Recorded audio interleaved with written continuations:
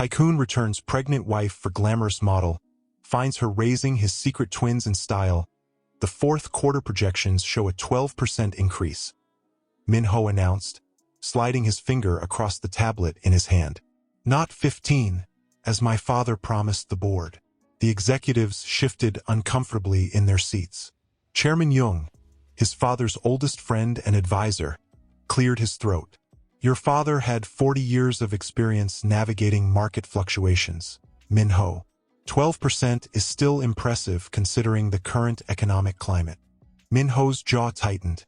My father is gone, Chairman Jung, and with all due respect to his 40 years of experience, he wasn't facing the competitive landscape we are today. He placed both palms on the table, leaning forward with calculated intensity.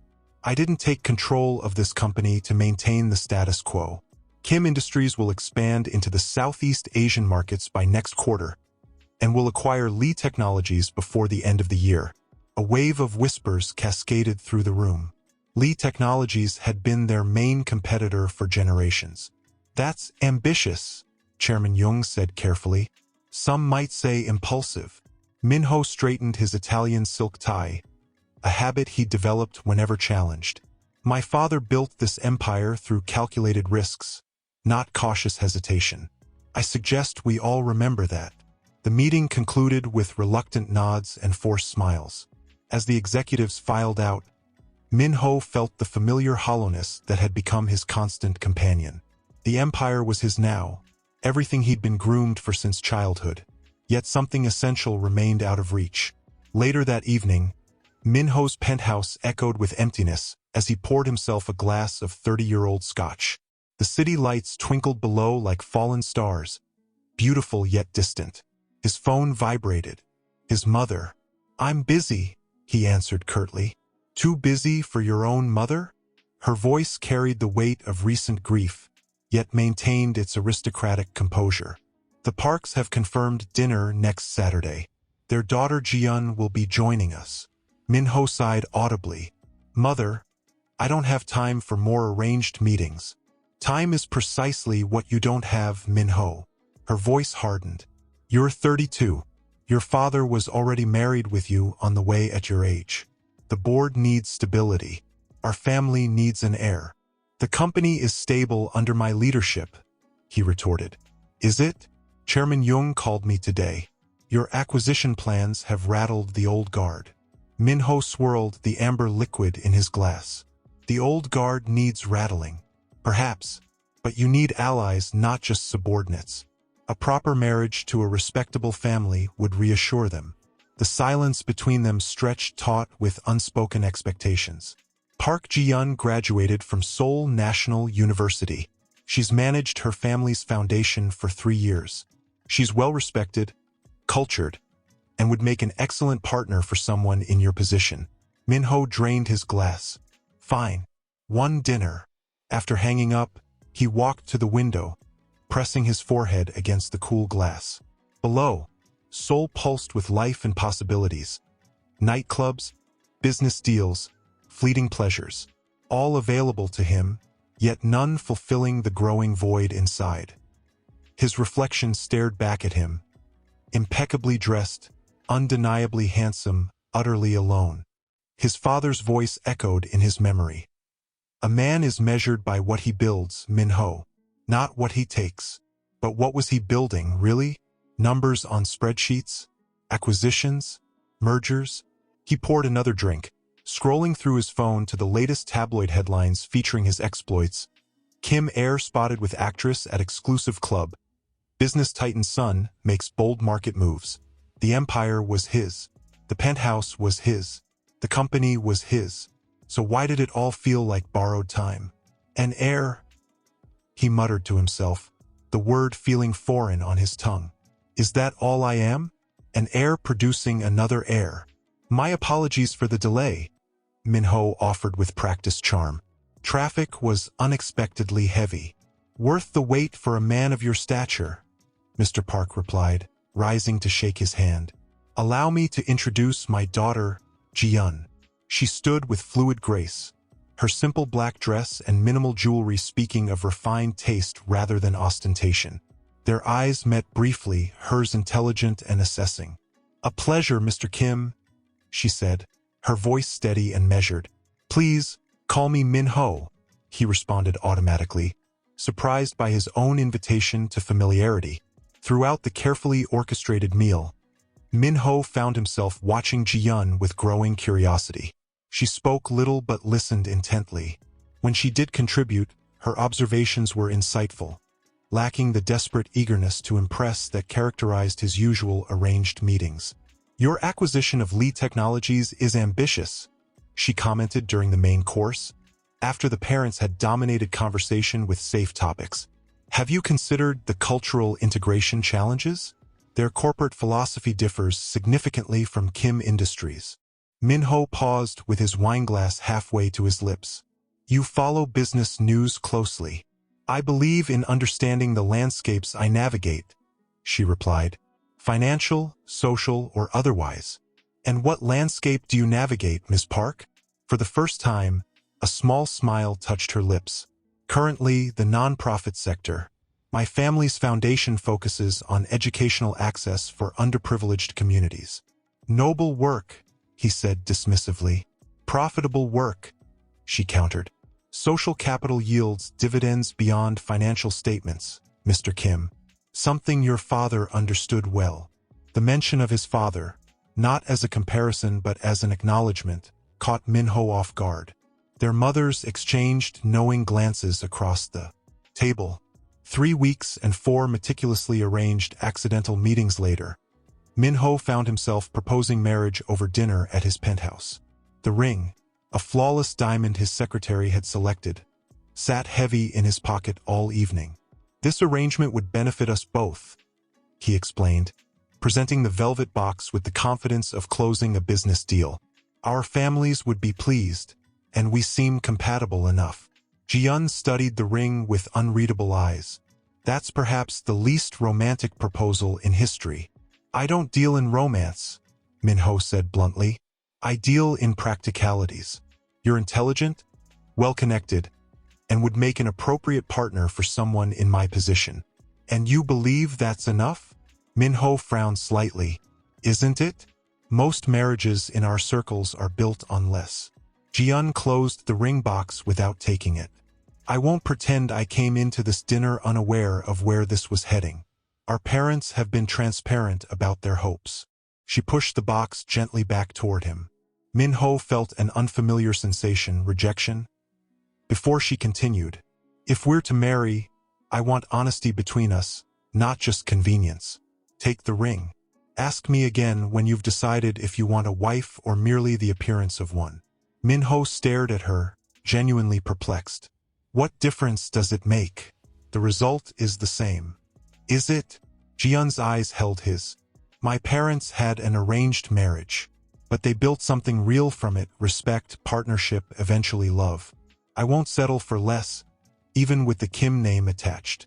Something stirred in Min-ho, respect, irritation, or perhaps both. He wasn't accustomed to being challenged, especially not by someone who so clearly understood the game they were playing. "Very well." He pocketed the ring. "What would make this real for you?" "Time," she said simply. "Get to know me.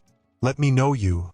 Not the empire, not the heir, but Min-ho." Their courtship, if it could be called that, lasted just 2 months.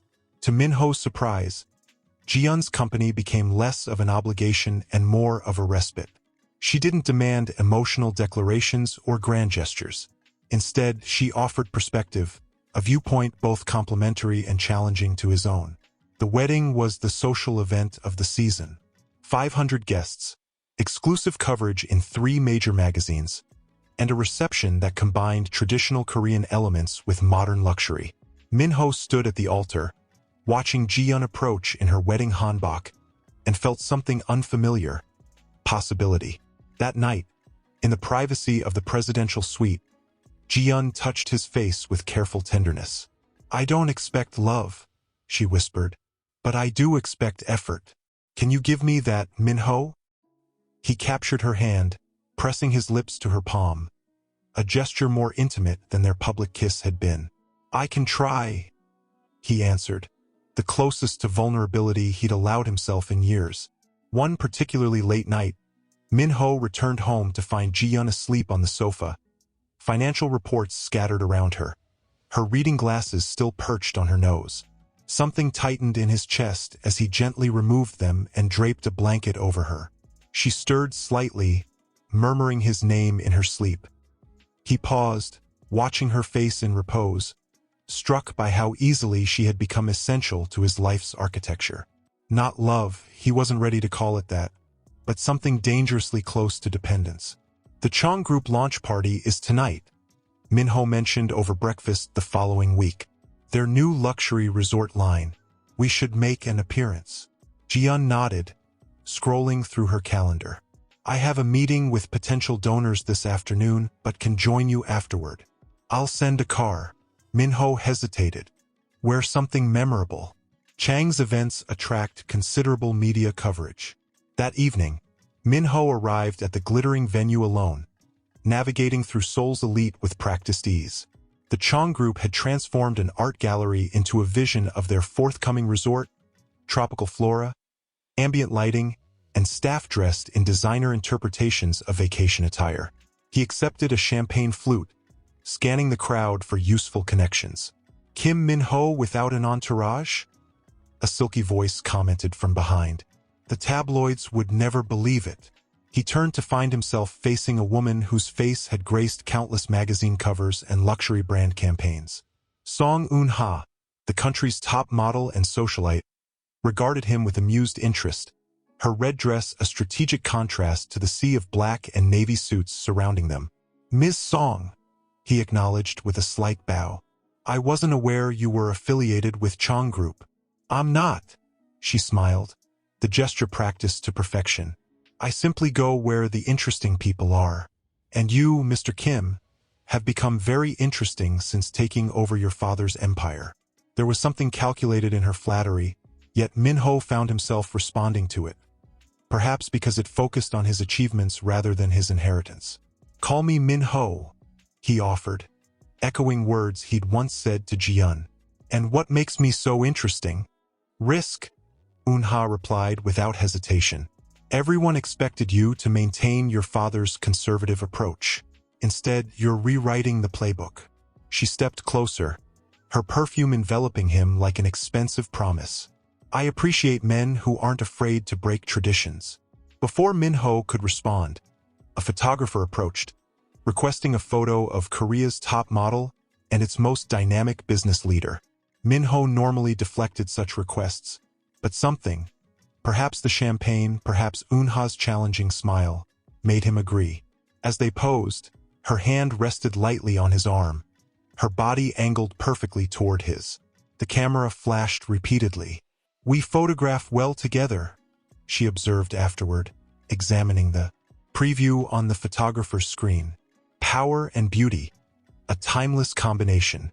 It was at that precise moment that Min-ho saw Ji-yeon enter the gallery. She looked elegant in a midnight blue gown, her eyes searching the crowd until they found him. Something flickered across her face as she registered Eun-ha's proximity to her husband.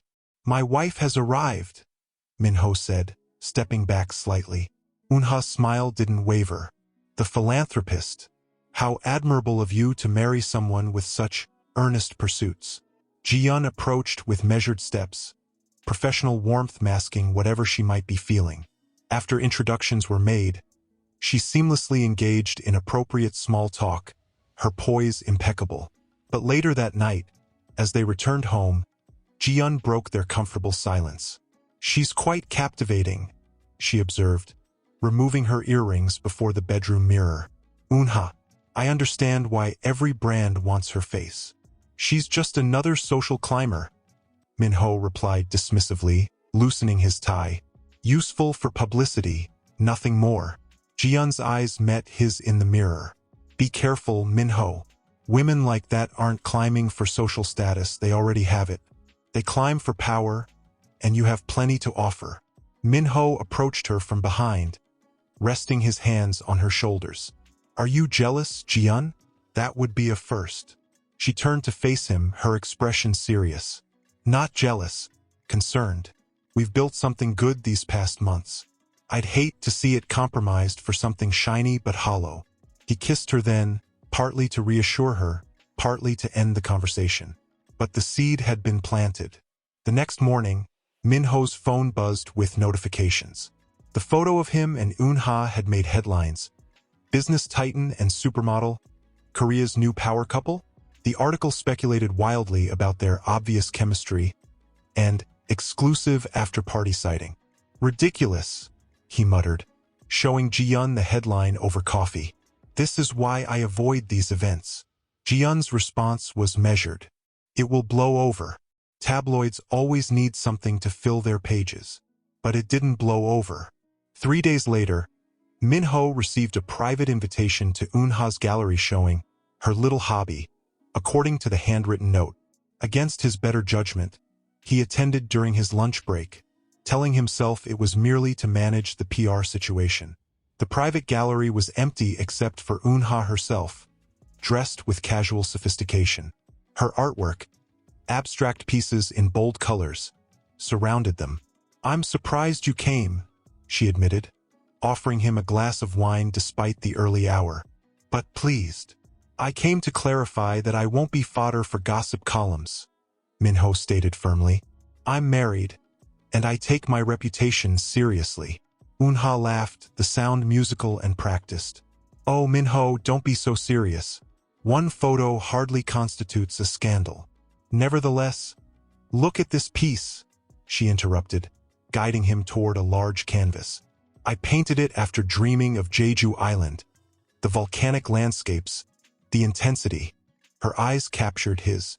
It's about primal forces, like ambition, like attraction. Despite himself, Minho was drawn into conversation about art, then business, then his vision for Kim Industries' future. Eun-ha listened with flattering attention, asking questions that made him feel brilliantly understood. Before he realized it, 2 hours had passed. I should go, he said abruptly, checking his watch. Of course, she smiled, touching his arm lightly. But I'm hosting a small gathering at my penthouse this weekend. Very exclusive, just a few creative minds and visionaries. You should come. I don't think... Bring your wife, she added smoothly. I'd love to hear more about her foundation work. The invitation seemed innocent enough, and refusing might only fuel the gossip he was trying to extinguish. I'll check our schedule, he said finally. As Minho left the gallery, his phone buzzed with a message from Ji-yeon. Doctor confirmed this morning. We're having a baby. Can you come home early tonight? He stopped dead in the middle of the sidewalk, staring at the screen as pedestrians flowed around him like water around stone. A father. He was going to be a father. The thought filled him with equal parts terror and something deeper, something that made his carefully constructed world shift on its axis. You're home, she said softly, rising to greet him. Minho set down his briefcase, suddenly conscious of how inadequate words seemed. Is it? Are you certain? Ji-yeon nodded, her hand instinctively moving to rest on her still flat stomach. 10 weeks. The doctor says everything looks perfect. She hesitated, studying his face. How do you feel about it? How did he feel? Minho hadn't allowed himself to process it fully during the drive home. A child. His child. The next generation of the Kim dynasty. The heir his mother had been pressuring him about since his father's death. It's good news, he managed, approaching her slowly. The timing is right for the company. The board will be pleased. Something flickered in Ji-yeon's eyes. Disappointment, perhaps, though she masked it quickly. Yes, I suppose they will be, she replied, her voice cooler than before. Your mother will be ecstatic as well. Minho reached for her hand, aware he'd somehow missed the mark. I didn't mean, it's not just about the company. It's, he faltered, unfamiliar with expressing genuine emotion. It's our child, something we created together. Her expression softened. Are you happy, Minho? Not as the CEO of Kim Industries or the son of your father, but as yourself. The question struck him more powerfully than he expected. Was he happy? The concept seemed foreign, almost irrelevant to his daily existence of acquisitions, expansions, and strategic maneuvering. I think I could be, he answered honestly. Ji-yeon's smile returned, brighter this time. She took his hand and placed it on her stomach. Then that's enough for now. We'll figure out the rest together. In the weeks that followed, Min-ho found himself caught between two increasingly divergent worlds. At home, Ji-yeon's pregnancy created a new intimacy between them. Late-night conversations about names, redesigning a room for the nursery, the strange and wonderful moment when he first felt the baby move beneath his palm. But outside their home, Eun-ha had become an insistent presence in his professional life. What began as occasional texts about potential business connections evolved into regular lunches to discuss strategic brand alignments between her modeling empire and Kim Industries. Your wife isn't showing yet? Eun-ha asked during one such lunch, 6 weeks after Ji-yeon's announcement. They sat in a private dining room at Seoul's most exclusive restaurant, ostensibly discussing a potential cosmetics line under the Kim Industries umbrella. Min-ho glanced up sharply. How did you know about the pregnancy? We haven't made a public announcement. Eun-ha smiled over the rim of her wine glass. Seoul is a small city when you move in certain circles. Besides, I make it my business to know everything about important people. She set down her glass, leaning forward. You must be thrilled. Of course, Min-ho replied automatically. Are you? Her eyes sharp, assessing, held his. You don't strike me as a man ready to change diapers and attend school functions. The Min-ho I've come to know thrives on risk, challenge, conquest. Parenthood is its own kind of challenge. A challenge that ties you down, she countered. Children need stability, routine, all those things that dull the edge of ambition.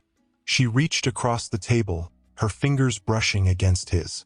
Some men aren't meant for conventional lives, Min-ho. Some are meant for greatness. Min-ho withdrew his hand, uncomfortable with the conversation's direction.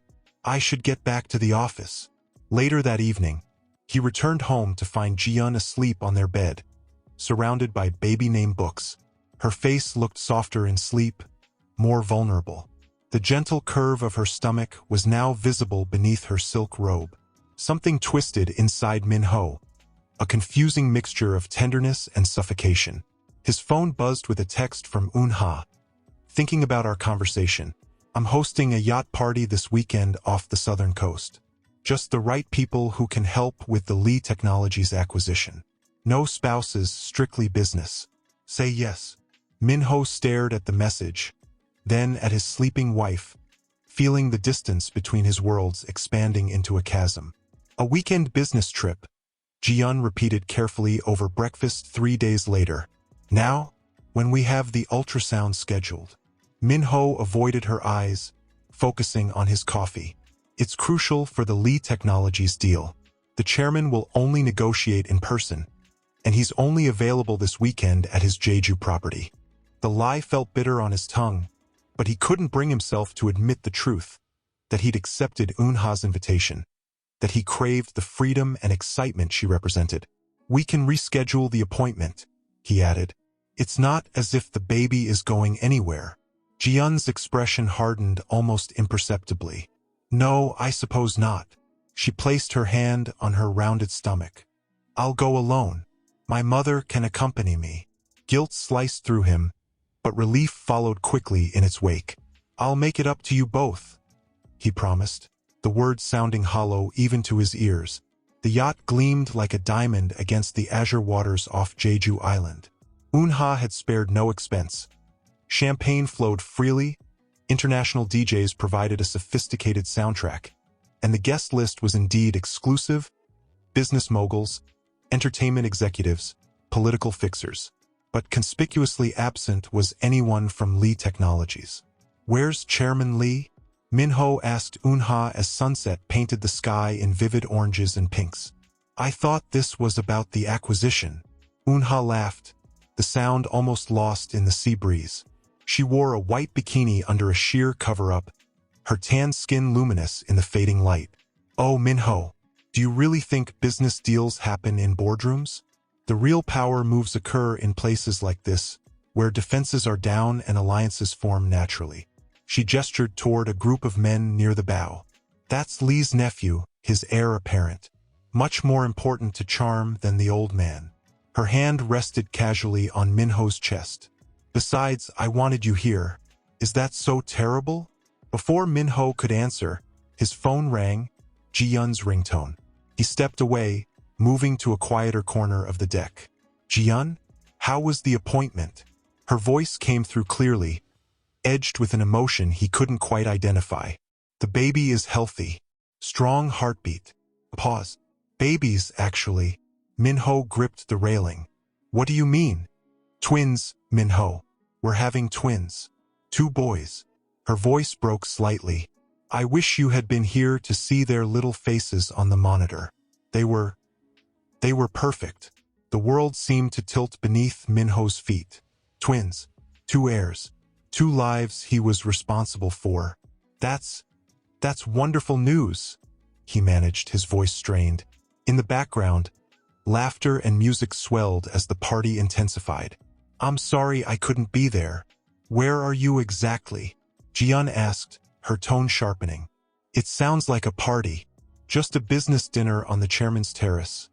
Minho lied again, each deception now building upon the last.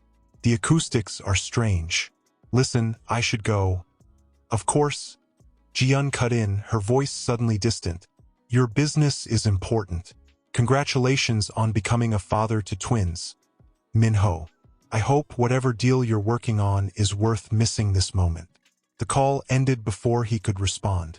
Minho stared at the darkening horizon, strange hollowness expanding in his chest.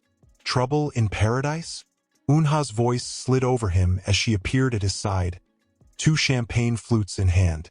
Ji-Yun is having twins, he said numbly.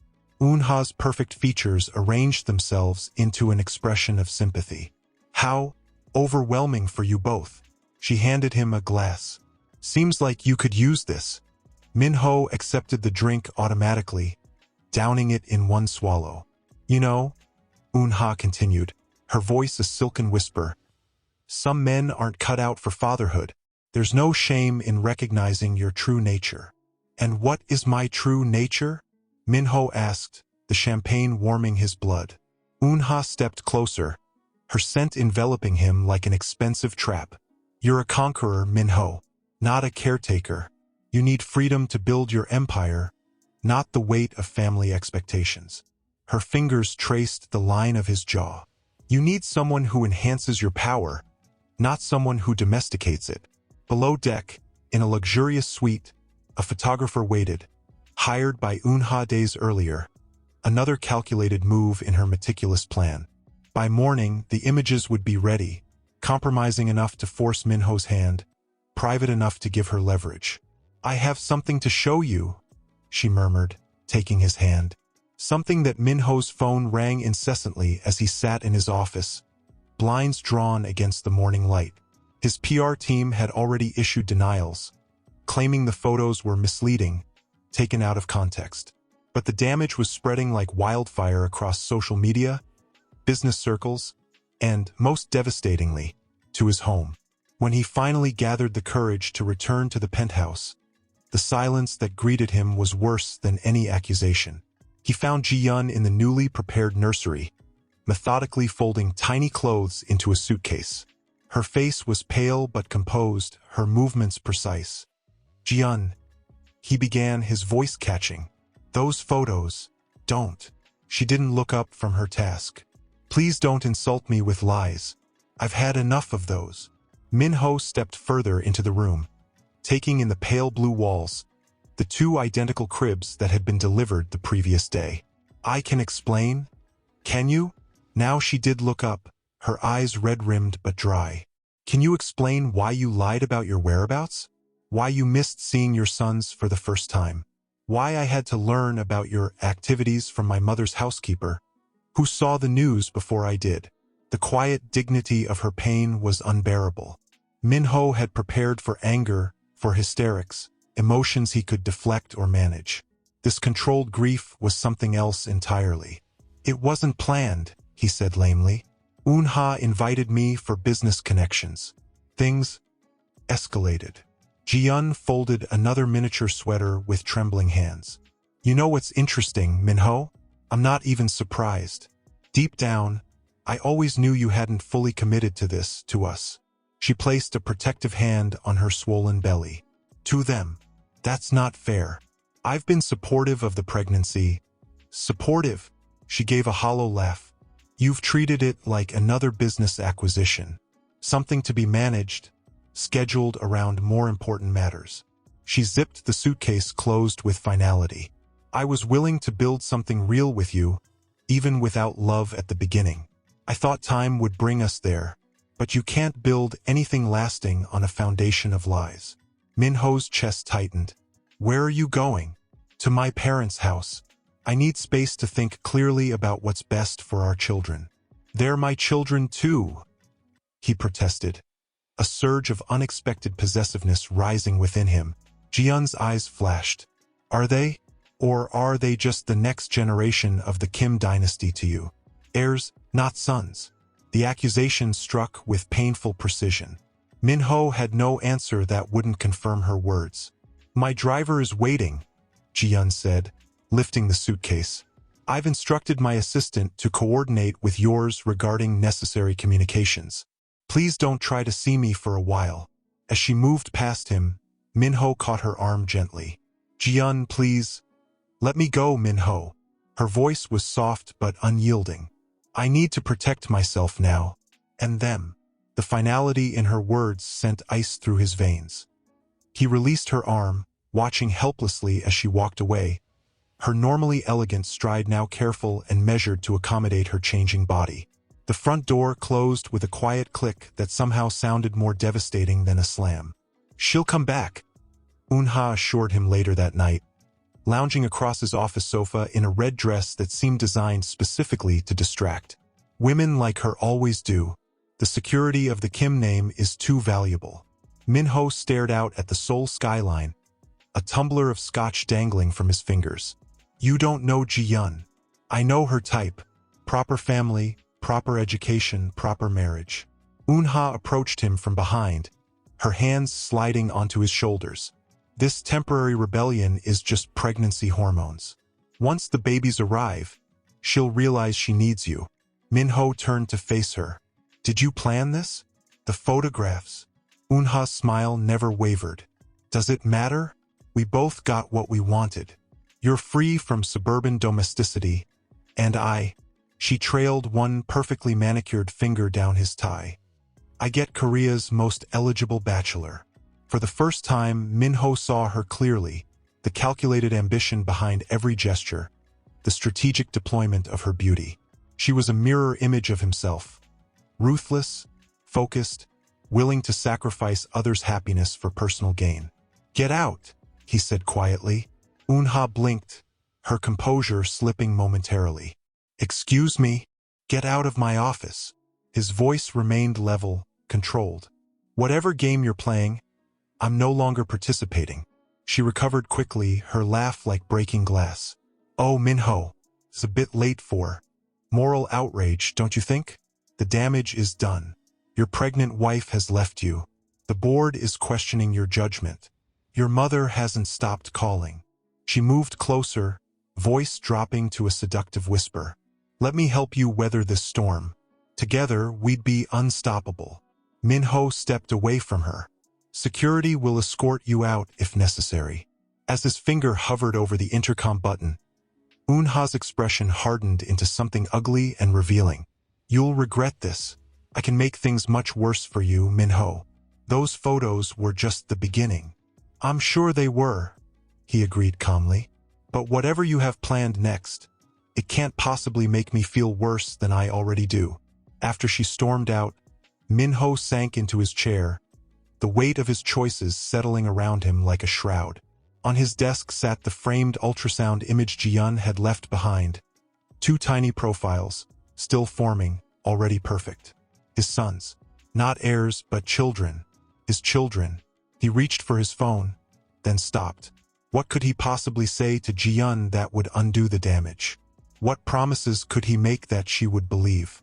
The answer came to him slowly as dawn broke over the city. None. Words were worthless now. If he wanted to salvage anything from the wreckage he'd created, it would take more than apologies and promises. It would take transformation. 3 weeks passed with no direct communication from Ji-yeon. Her lawyers had delivered formal separation papers, clinical and precise. Min-ho had not signed them, but neither had he contested the generous terms she'd outlined for support during her pregnancy. Reports reached him through cautious staff. She had moved permanently to her family's countryside estate, was consulting remotely for her foundation, had hired a renowned doula for the birth. The twins were developing well. Ji-yeon was not. She barely eats, his assistant admitted reluctantly when pressed. Mrs. Park is concerned about her depression affecting the babies. The knowledge was a knife twisting in Min-ho's gut. He had done this, reduced a vibrant, intelligent woman to a shadow, all for what? A fleeting ego boost? The illusion of freedom? That night, alone in his penthouse, he couldn't bear to sleep in their bedroom anymore. Min-ho made a decision that would shock Korea's business world the following morning. Kim Industries CEO steps back, announces 6-month sabbatical for personal reasons. The board was outraged. His mother was apoplectic. Eun-ha sent a mocking text. Running away won't fix your marriage or your reputation. 3 months without seeing Ji-yeon. Finally, he pressed the intercom button. A security guard answered, his tone suspicious. Kim Min-ho to see Mrs. Park, he said, using Ji-yeon's maiden name as her lawyers now requested. The formality stung. After a lengthy pause, the gates opened. Min-ho drove slowly up the winding driveway, past flowering cherry trees and stone lanterns. The house revealed itself gradually, elegant, understated, much like Ji-yeon herself.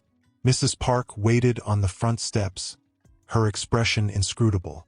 She had never approved of him even before the scandal.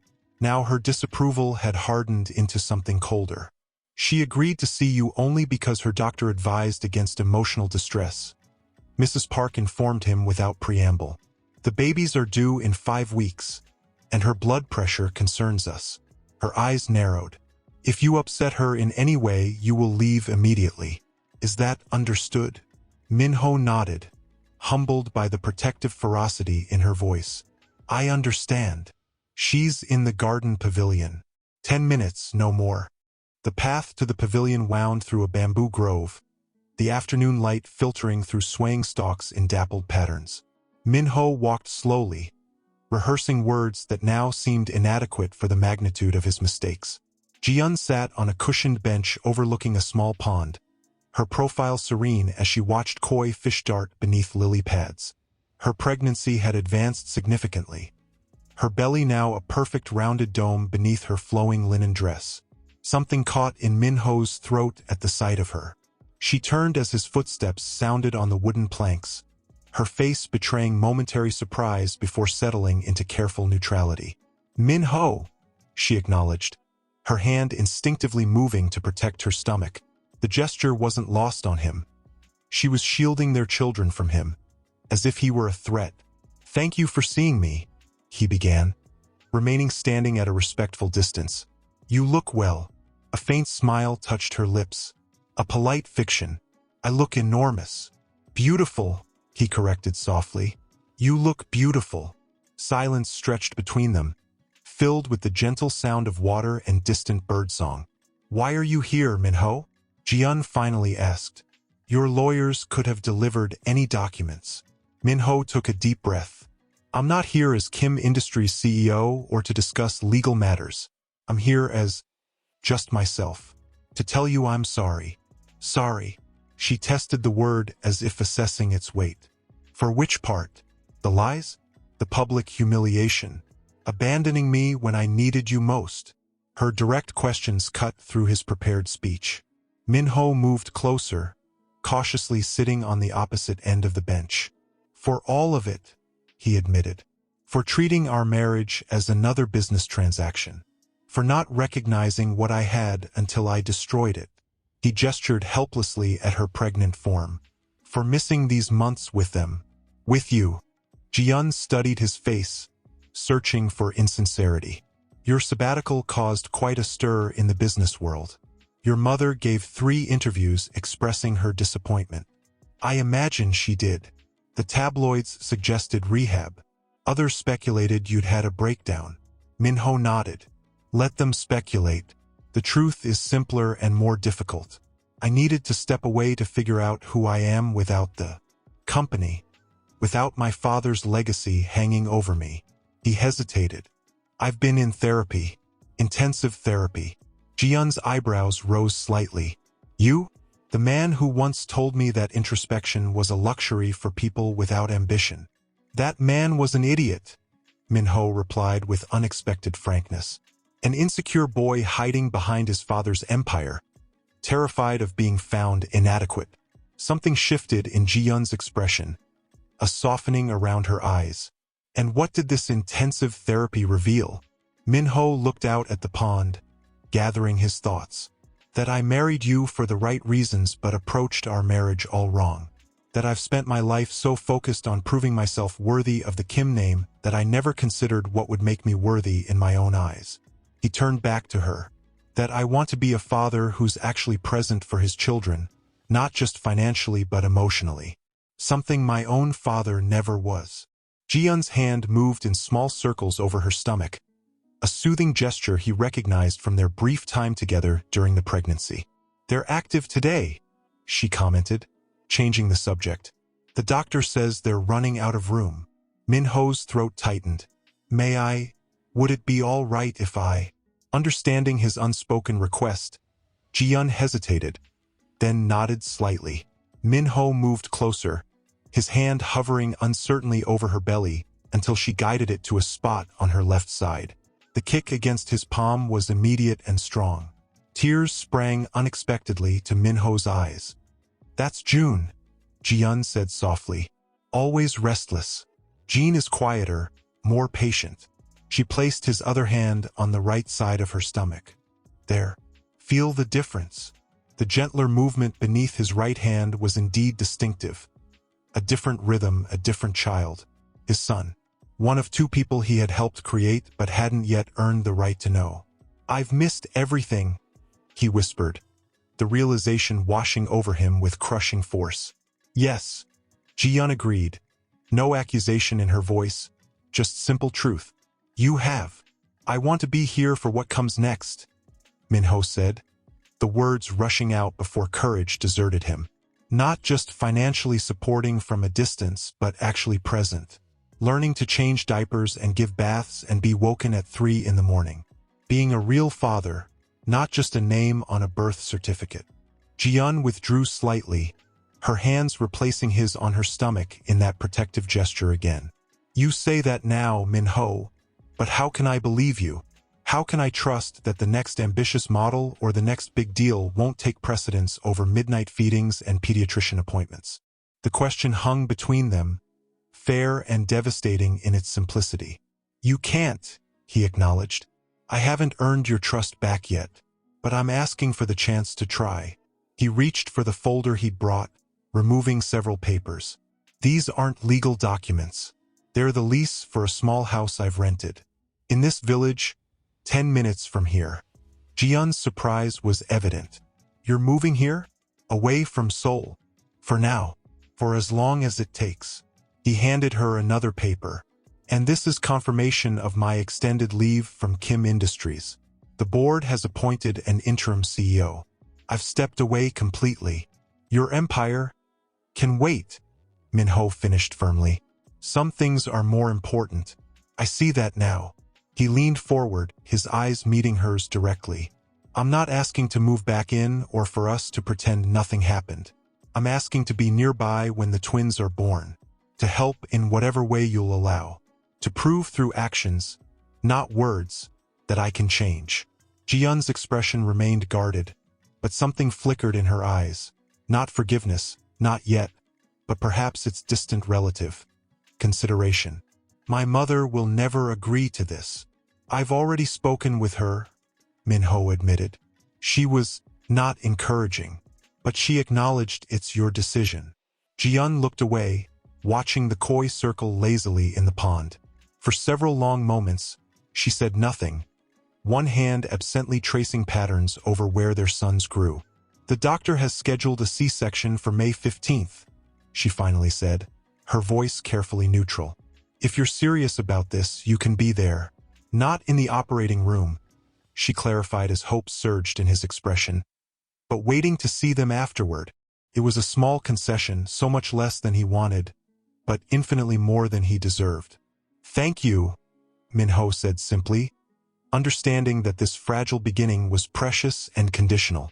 As if on cue, Mrs. Park appeared at the pavilion entrance. Your 10 minutes are up, she announced with pointed emphasis. Minho stood, reluctant to leave but respecting the boundaries. Is there anything you need? Anything I can do before the birth? Ji-yeon seemed about to refuse, then reconsidered. Actually, yes, the nursery furniture was delivered, but no one has assembled it yet. My father tried, but, she smiled faintly, let's just say his talents lie elsewhere. I'll take care of it, Minho promised, recognizing the task for what it was. Not just practical assistance, but a symbolic test. Could he build something with his own hands for his sons? Could he follow through on even this small commitment? As he walked back through the bamboo grove, Minho felt something shift within him. A weight lifting, replaced by determination. The path ahead was unclear, the outcome uncertain. He had no guarantee that Ji-yeon would ever fully forgive him or that they could rebuild what his actions had broken. But for the first time since the scandal erupted, since perhaps long before that, Minho felt like he was moving toward something authentic instead of running from his own emptiness.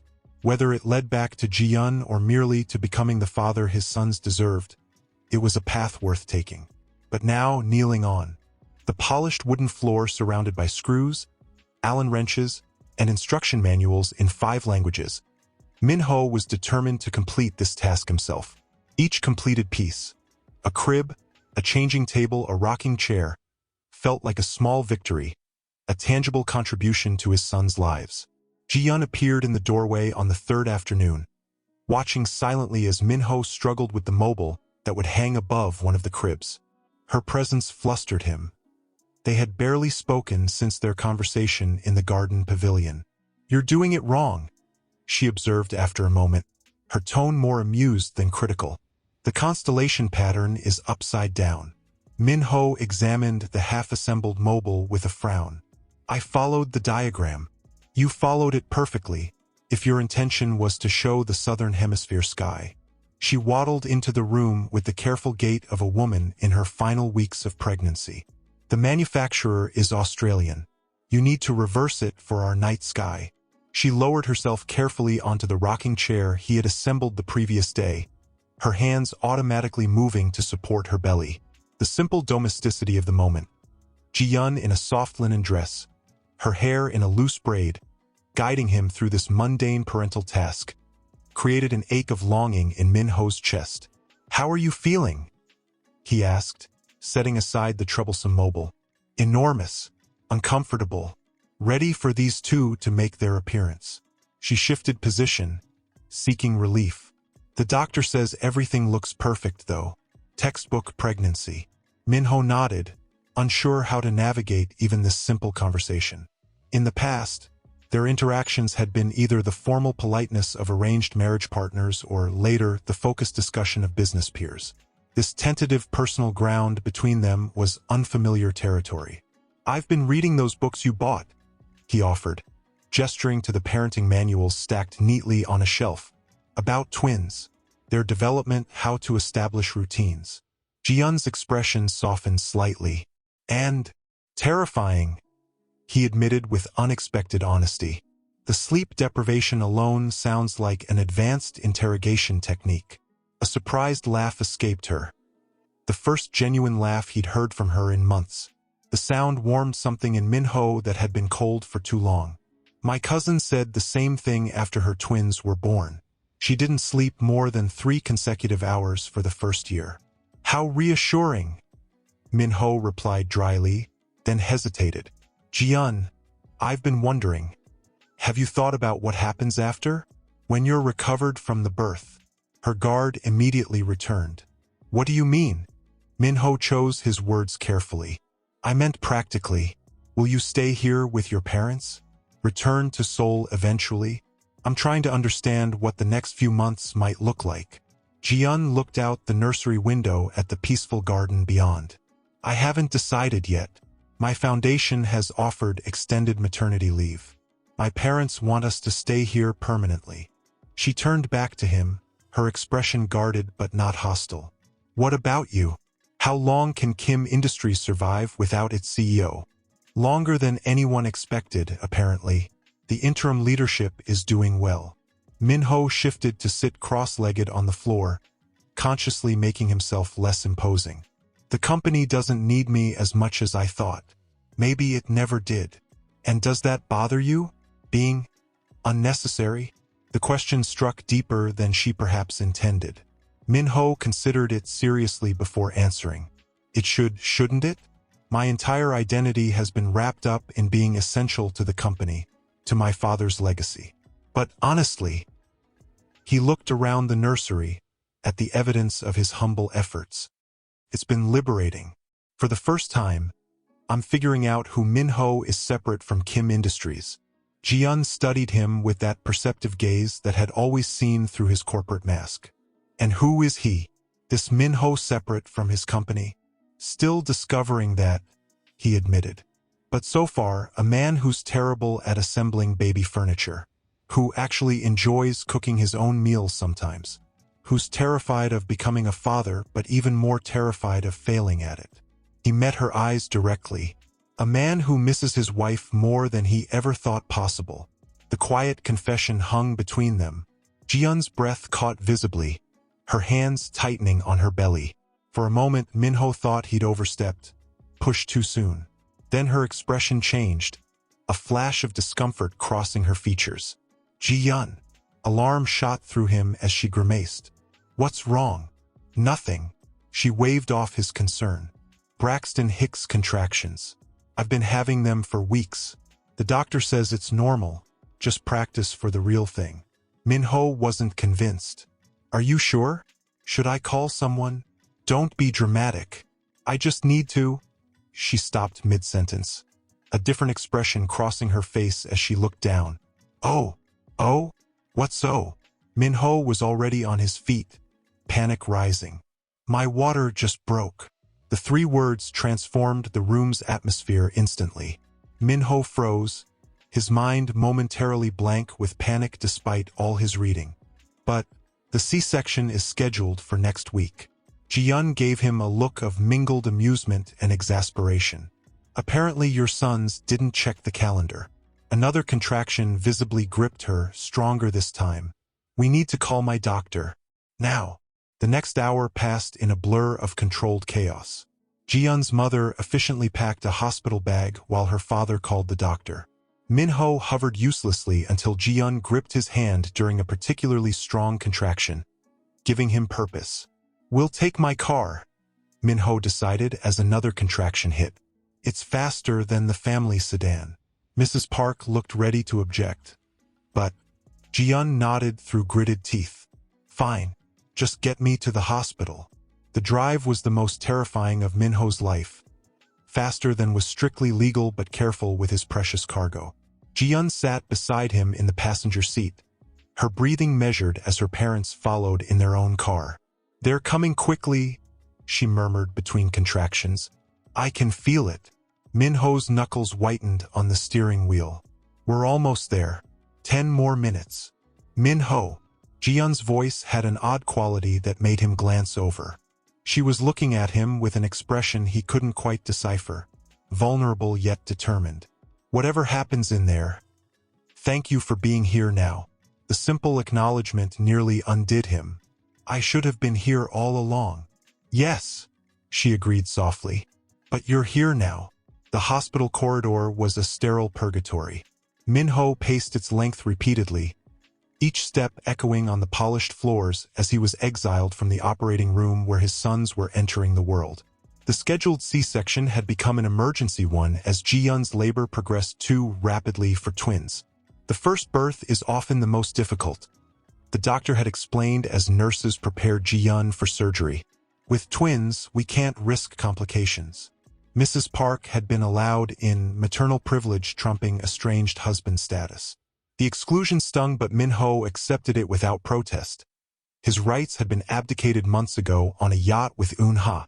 The thought of that night now filled him with a disgust so profound he could barely fathom his own actions. Ji-yeon's father sat stoically in a waiting room chair, his formal demeanor hiding whatever emotions churned beneath. "She's strong," the older man finally said, breaking a 2-hour silence.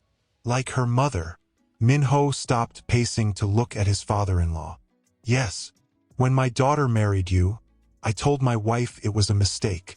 Mr. Park's direct gaze held no hostility, only candor. "I said a man raised as you were, privileged, entitled, taught to take whatever he wanted, could never truly appreciate someone like Ji-yeon."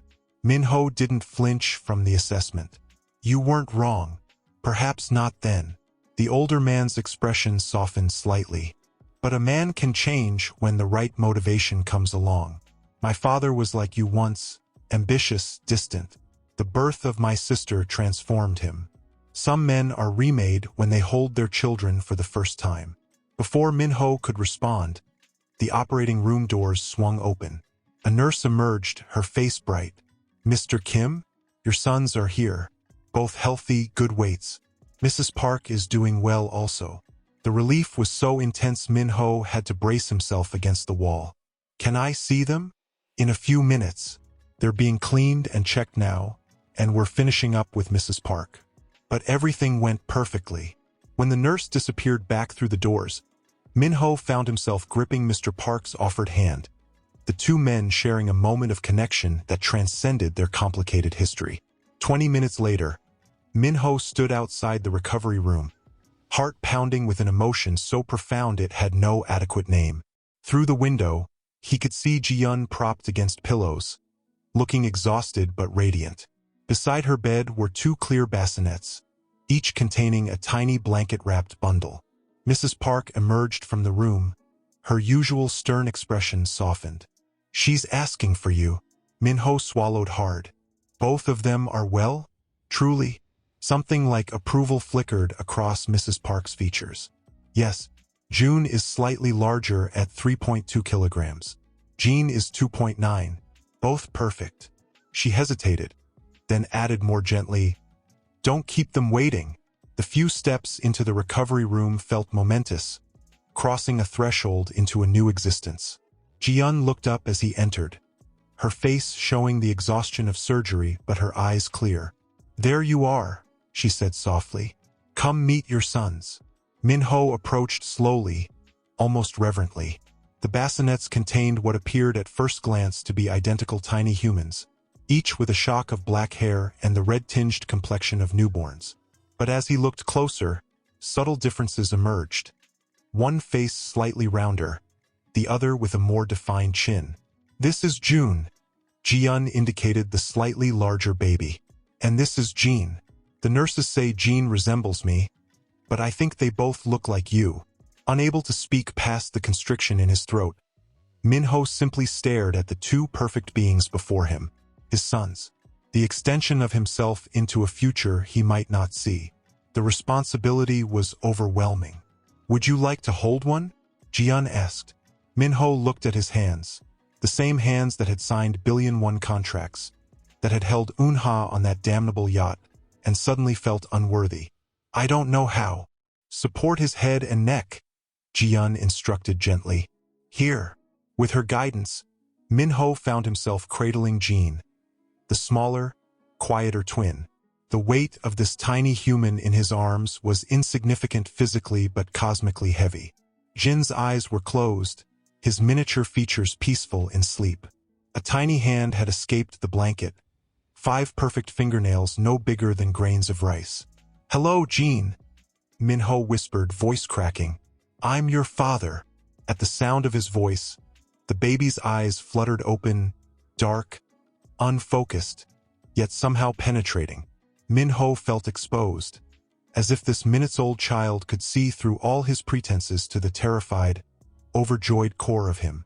Something broke loose in Min-ho's chest, a dam of emotion he had contained his entire life, carefully constructed under his father's stern tutelage and maintained through years of corporate warfare.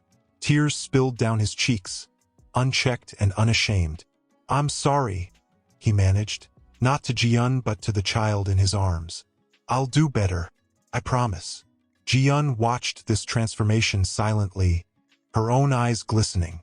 After a moment, she said softly, "June is getting jealous. He deserves a turn too." Min-ho carefully returned Jean to his bassinet and lifted June, immediately noticing the difference. Where Jean had been quiet contemplation, June was restless energy. Squirming, his little face scrunching in what might become a cry. "He's going to be the challenging one," Ji-yeon observed with a tired smile, already making his opinions known.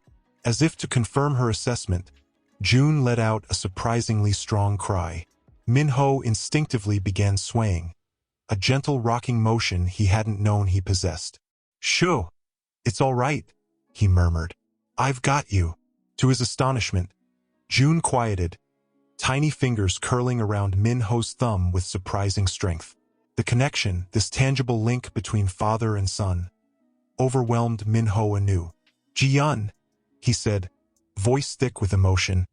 "Thank you, for them, for allowing me to be here." She studied him for a long moment, her expression softening at the genuine transformation evident in his tear-streaked face. "They need their father, Min-ho, a real father, present, involved, committed. I want to be that for them," he said with quiet intensity.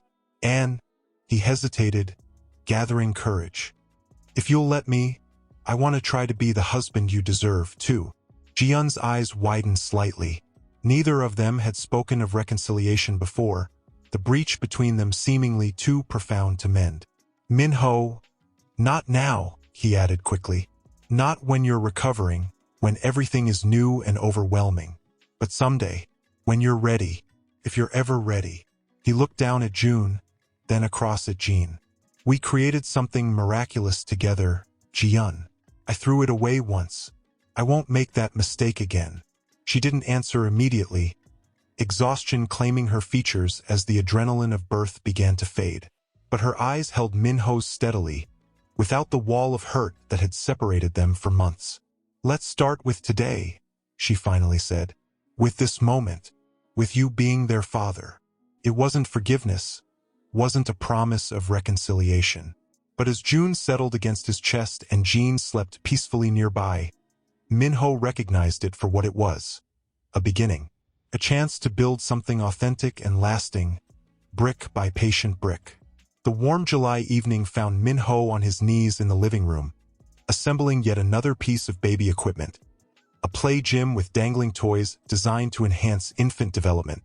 Jean lay nearby on a blanket, solemnly observing his father's efforts with dark, thoughtful eyes that seemed impossibly wise for his 12 weeks of life. "This is unnecessarily complicated," Min-ho informed his son, who responded by shoving his fist into his mouth. "Your grandfather Park could have designed something more intuitive." A soft knock at the door interrupted his mechanical struggles. Min-ho's heart quickened. Only one person knocked that way. "It's open," he called, hastily wiping his hands on his jeans. Ji-yeon entered, June strapped to her chest in a carrier. Unlike his contemplative brother, June was craning his neck with characteristic curiosity, trying to see everything at once. The contrast between the twins never failed to amaze Min-ho. Identical in appearance but utterly different in temperament from their first breath. "Successful handoff?" Min-ho asked, rising to his feet. The twins spent most days with Ji-yeon at her parents' house, with Min-ho taking them for evening hours and occasional overnights. A carefully choreographed co-parenting arrangement that required meticulous planning around feedings, sleep schedules, and Ji-yeon's gradual return to foundation work. "Smooth as silk," Ji-yeon confirmed, unhooking the carrier to free June. "He just had a bottle, so he should be content for at least an hour." Her gaze fell on the half-assembled play gym. "Having trouble?" "Engineering challenges," Min-ho admitted. "I never thought I'd say this, but I miss the simplicity of quarterly projections." Ji-yeon laughed, a sound that had become more frequent over the past weeks but still felt precious to Min-ho. She settled beside Jean on the blanket, expertly positioning June next to his brother. The two immediately turned toward each other in that uncanny way of twins, Jin's serious expression meeting June's animated one. "The board called again," Minho said, resuming his battle with the play gym. "They're getting impatient about my return." Jiyeon's hands stilled momentarily as she arranged toys between the twins. "And what did you tell them?" "That my priorities remain unchanged." Minho clicked two pieces together with quiet satisfaction. "Lee Sung-ho is handling things perfectly well as interim CEO. The company hasn't collapsed without me." "Your mother must be beside herself," Jiyeon observed, a hint of old tension in her voice. Minho's mother had made no secret of her disapproval of his choices, viewing his step back from Kim Industries as a betrayal of family legacy. "She's coming around." Slowly, Minho smiled wryly. "The photos of the twins I keep sending are her weakness. She's scheduled another visit next month." The previous visit had been awkward. Mrs. Kim clearly torn between her corporate disappointment in her son and her instinctive delight in her grandsons. But she had thawed visibly when Jean had fallen asleep in her arms. His serious little face relaxed in perfect trust. They worked in comfortable silence for several minutes, Minho assembling the play gym while Jiyeon entertained the increasingly active twins. This peaceful domesticity had become the unexpected gift of their fractured marriage. Moments of partnership without the pressure of romantic reconciliation hanging over them. "I saw Eun-ha on the business news yesterday," Jiyeon said suddenly, her tone carefully neutral. "Her family's company is expanding into Singapore." Minho's hands froze mid-motion. They rarely spoke of Eun-ha. The catalyst for their separation remained a tender subject. "I hadn't heard. She mentioned you in the interview. Said Kim Industries' leadership vacuum has created opportunities for more agile competitors." Jiyeon's eyes remained on the twins, not meeting his. She seemed quite pleased with herself. Minho set down the instruction manual. "Jiyeon, you know that night? What happened with Eun-ha? It meant nothing. Did it not?" Now she did look up, her expression not angry but searching. "You risked everything we had built together. Our marriage, our family. That suggests it meant something." Minho considered his answer carefully, aware that this conversation represented the first time they had directly addressed the infidelity since the hospital. "It wasn't about Eun-ha specifically," he finally said. "It was about me, about running from commitment, from vulnerability." He gestured to the twins, now batting at colorful toys with uncoordinated movements. "From this, the reality of being truly needed by someone else." Jiyeon absorbed his words thoughtfully. "And now, are you still running?" "Look around," Minho said simply. "I'm exactly where I want to be." The completed play gym was an immediate hit with June, who kicked excitedly at the dangling objects. Jean remained more interested in studying his father's face, those solemn eyes tracking Minho's every movement. "I should go," Jiyeon said eventually, glancing at her watch. "I have a foundation video call in an hour." "Stay," Minho found himself saying. "For dinner, I made bulgogi." At her surprised look, he added, "Nothing fancy, just something I've been practicing." The invitation hung between them, more significant than it appeared on the surface. Though they spent hours together with the twins, carefully coordinating their parenting, they had maintained clear boundaries. Shared meals without the children present represented an intimacy they had avoided. Jiyeon hesitated, then nodded. "All right, but I'll need to borrow your office for that call first." "Of course." As she disappeared into the makeshift office, Minho gently lifted Jean, who immediately gripped his shirt with surprising strength. "What do you think, little one? Is your mother staying for dinner a good sign?" Jean blinked solemnly in response. Dinner was surprisingly easy, conversation flowing naturally around the twins' development, Jiyeon's foundation work, the latest village gossip. Minho found himself relaxing, the familiar comfort of Jiyeon's company washing over him like a forgotten pleasure. "This is actually good," Jiyeon commented, genuine surprise in her voice as she sampled the bulgogi.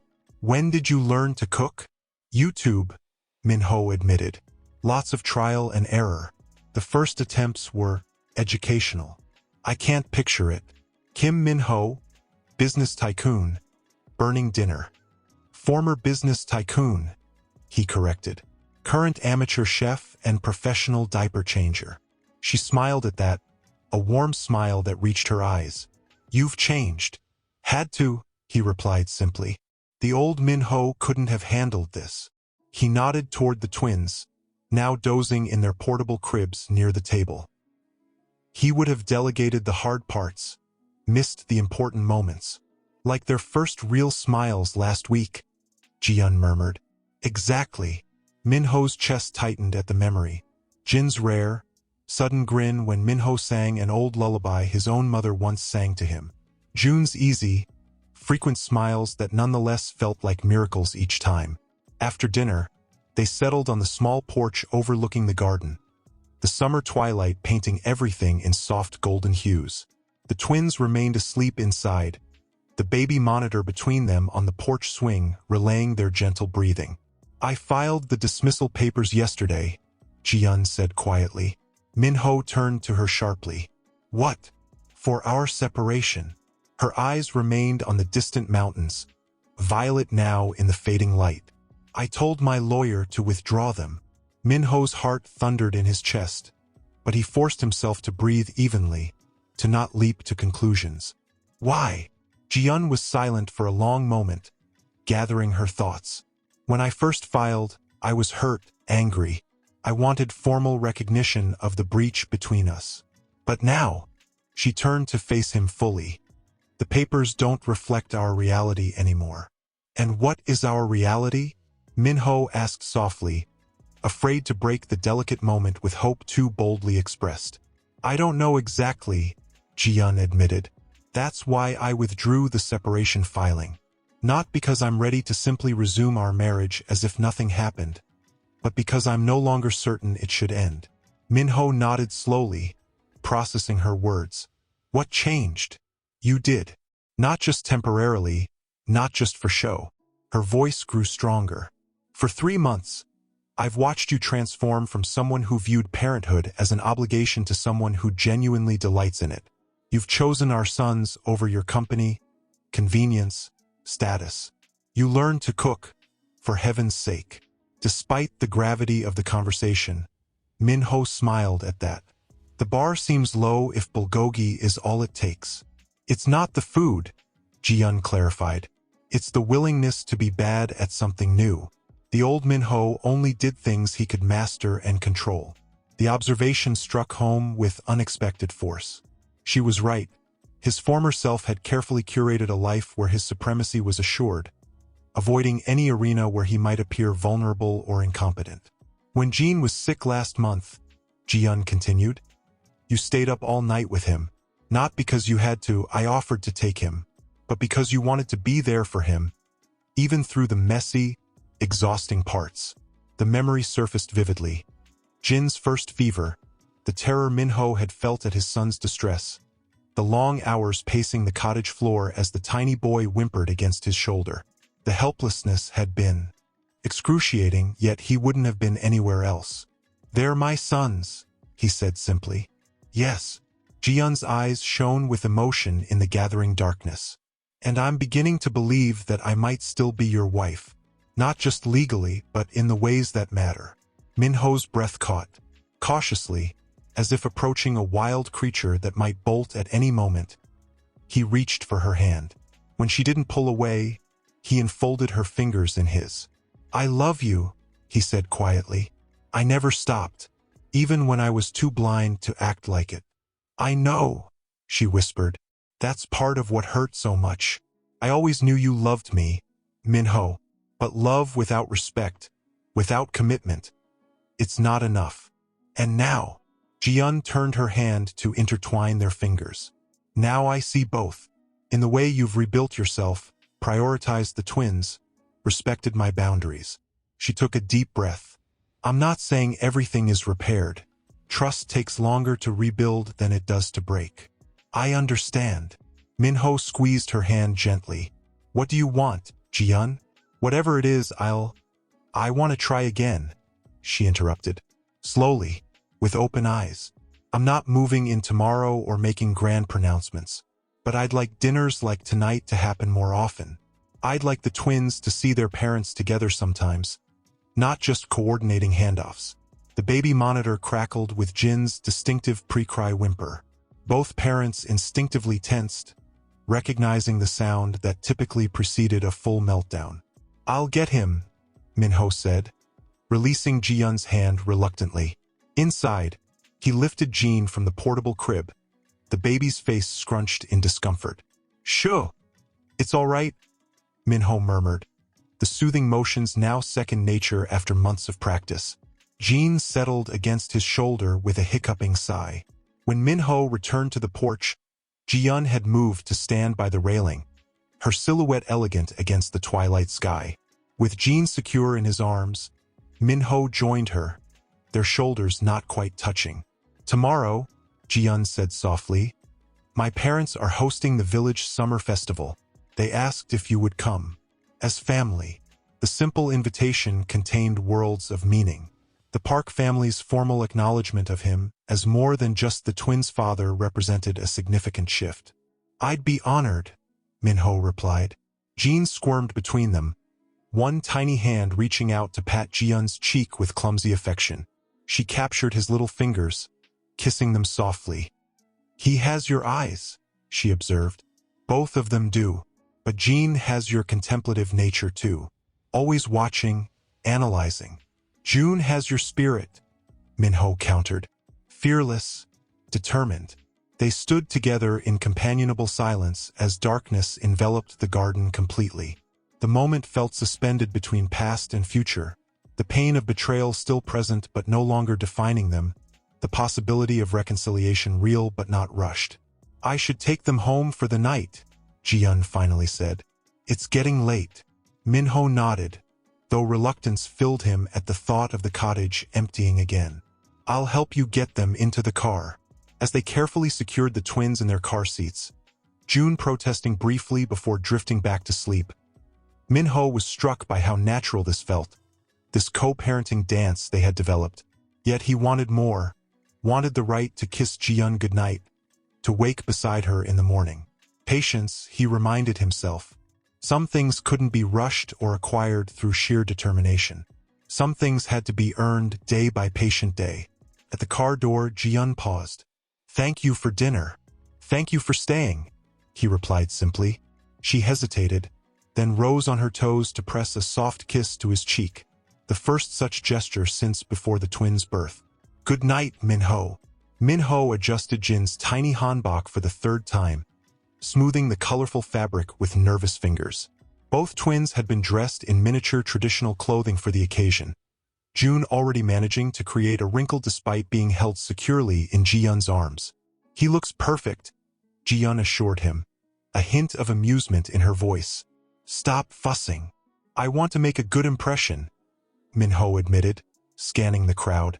Several village elders had already cast curious glances their way, whispering behind fluttering fans. The gossip mill had been working overtime since his arrival 3 months ago. The corporate heir who had abandoned Seoul to live in a cottage and care for his newborn sons was fodder for endless speculation. "On the village?" Ji-yun asked. "Or on my father?" Minho's gaze shifted to where Park Sung-min stood conversing with a group of local officials. His posture regal, his presence commanding even in this relaxed setting. Since the night at the hospital, their interactions had been carefully cordial but distant, Mr. Park allowing Minho access to his grandsons without explicitly extending forgiveness. "Both," Minho answered honestly. "But mostly your father." Ji-yun's expression softened. "He's warming to you. He mentioned your name twice at breakfast without scowling." "Impressive progress," Minho said dryly. "At this rate, he might smile at me by the time the twins graduate university." Their tentative banter was interrupted by the arrival of Mrs. Park, resplendent in a traditional hanbok of deep blue silk embroidered with silver cranes. She immediately reached for Jean, her face transforming with delight as the serious-eyed baby regarded her solemnly. "There's my little scholar," she cooed, expertly settling him against her shoulder. "So thoughtful, just watching everything." She turned to Minho with considerably more warmth than her husband typically displayed. They're the talk of the village, you know. Such beautiful boys. They favor their mother, Minho replied diplomatically, earning an approving nod from Mrs. Park. Smart. Man, she murmured. Perhaps not as hopeless as my husband believes. Before Minho could respond to this unexpected assessment, the crowd parted to reveal Mr. Park himself, his expression inscrutable as he approached their small family grouping. Minho, he acknowledged with a slight bow. I see you found suitable attire for my grandsons. Ji-yun helped, Minho admitted, recognizing the olive branch for what it was. I wouldn't have known where to begin. Mr. Park nodded, then surprised everyone by extending his arms toward Minho. May I hold Jean while you both enjoy some food? The chefs have outdone themselves this year. The simple request carried weight beyond the words themselves. A grandfather asking to hold his grandson was ordinary, but Park Sung-min entrusting Minho's son back to Minho's care, even temporarily, represented a shift in their tenuous relationship. Minho carefully transferred Jean to his grandfather's waiting arms, noting the practiced ease with which the older man cradled the baby, a reminder that long before he was the intimidating patriarch of the Park family, he had been a father to Ji-yun. Go, Mrs. Park urged, already moving to join her husband in grandparental duties. We'll find you if they become fussy. With both twins momentarily claimed by doting grandparents, Minho found himself alone with Ji-yun for the first time since their dinner together the previous evening. In the lantern light, dressed in a traditional hanbok of pale green silk that complemented her eyes, she looked both familiar and somehow new. His wife, yet someone he was still rediscovering. Your parents are naturals with them? Minho observed as they moved toward the food tables. 3 months of daily practice, Ji-yun reminded him. Though I think they would have been this way regardless. My father always wanted a house full of grandchildren. And yet he got only 2, Minho mused. For now, Ji-yun said quietly, then immediately looked away, as if surprised by her own words. Minho's heart stuttered at the implication, but he knew better than to press the point.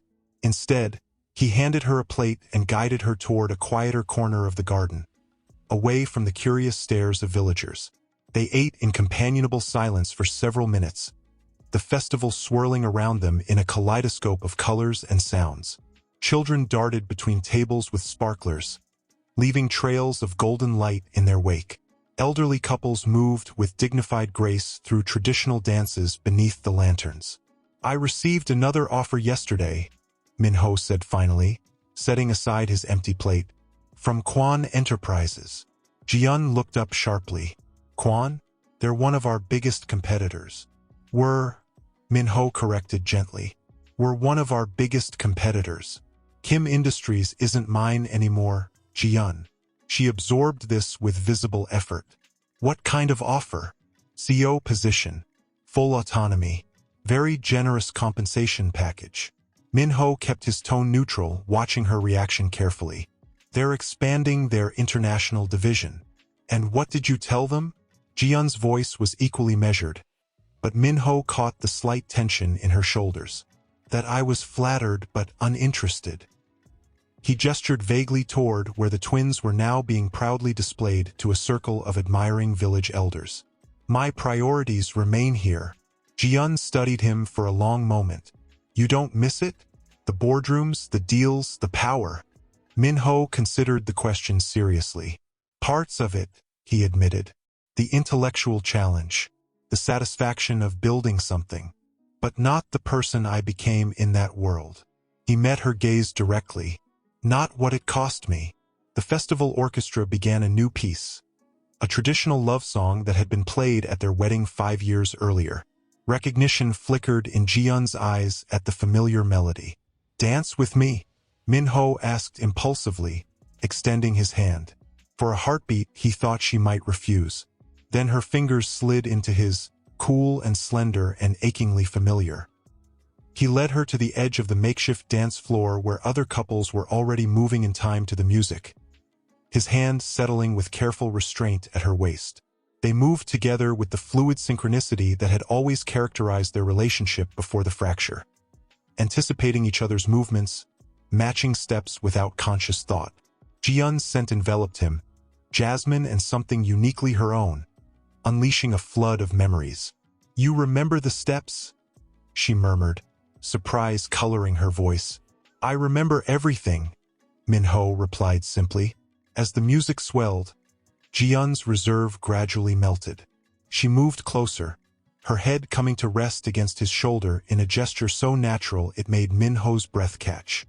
They continued dancing long after the song ended and another began, lost in the rhythm they created together. "People are watching," Ji-yeon whispered eventually. "Let them," Min-ho answered, tightening his hold slightly. "I'm not ashamed to be seen dancing with my wife." Ji-yeon pulled back just enough to meet his gaze, her eyes searching his face. "Is that still what I am? Truly? Your wife?" The vulnerability in her question struck Min-ho to his core. "You've always been my wife, Ji-yeon, even when I forgot how to be your husband." A commotion from across the garden interrupted the moment, June's distinctive wail rising above the festival sounds. They separated instantly, parental instincts overriding everything else. They found Mrs. Park attempting to soothe an increasingly distressed June. His tiny face reddened with effort as he screamed. Jean, still in Mr. Park's arms, watched his brother's tantrum with solemn curiosity. "I think he's hungry," Mrs. Park diagnosed, gladly surrendering the wailing infant to Ji-yeon, "and perhaps overtired from all the excitement." "I should take them home," Ji-yeon said, expertly cradling the crying baby while reaching for Jean. "It's well past their usual bedtime." "I'll help you," Min-ho offered immediately. Already gathering the diaper bag and twin supplies, Mr. Park cleared his throat. "Perhaps," he said carefully, "you might all stay here tonight. The East Wing is prepared. We keep the nursery ready." The invitation hung in the air, weighted with significance beyond the practical consideration. The East Wing had been Min-ho and Ji-yeon's whenever they visited before the separation. For Mr. Park to suggest they stay there now, as a family unit, represented a tangible shift in his position. Ji-yeon looked to Min-ho, the question clear in her eyes. This would be more than just another dinner together. This would be sleeping under the same roof again, navigating intimate family space as a unit. "If you're comfortable with that," Min-ho said to Ji-yeon, leaving the decision entirely in her hands. "Yes," she decided after a moment's consideration. That would be simpler than driving back with them so upset. Mr. Park nodded briskly, as if the matter had been settled in the only sensible way. "I'll have the staff prepare everything. Min-ho, your old room will be ready shortly." The qualification wasn't lost on Min-ho. They would stay in the same wing, but not the same bedroom. Evolution, not revolution. He accepted this with a graceful nod. As the festival continued around them, they retreated to the quiet sanctuary of the East Wing. The nursery was indeed prepared. 2 identical cribs positioned near the window overlooking the garden. A rocking chair placed strategically between them, soft night lights casting a gentle glow over the peaceful space. Ji-yeon settled into the rocking chair with June, who had calmed somewhat but still fussed intermittently. Min-ho carefully placed Jean in one of the cribs, then stood awkwardly, uncertain of his role in this new configuration. "You don't have to hover," Ji-yeon said softly. "I know you've had a long day."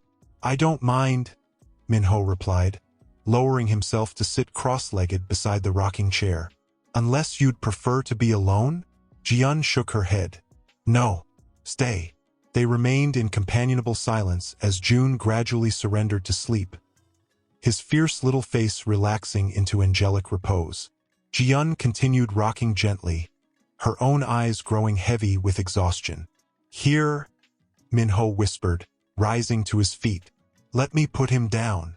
With practiced care, he lifted the sleeping baby from Ji-yeon's arms and placed him in the second crib, adjusting the light blanket over his tiny form. Jean was already fast asleep in the neighboring crib, one small hand flung dramatically above his head. "They're so perfect," Ji-yeon murmured, coming to stand beside Min-ho. "Sometimes I still can't believe they're real, especially after everything it took to bring them here." Min-ho agreed, thinking of the years of treatments, disappointments, and finally the difficult pregnancy. Ji-yeon swayed slightly on her feet, fatigue evident in every line of her body. Minho resisted the urge to steady her with his hand, still cautious about overstepping. "You should rest," he said instead. "I can stay with them if you want to sleep."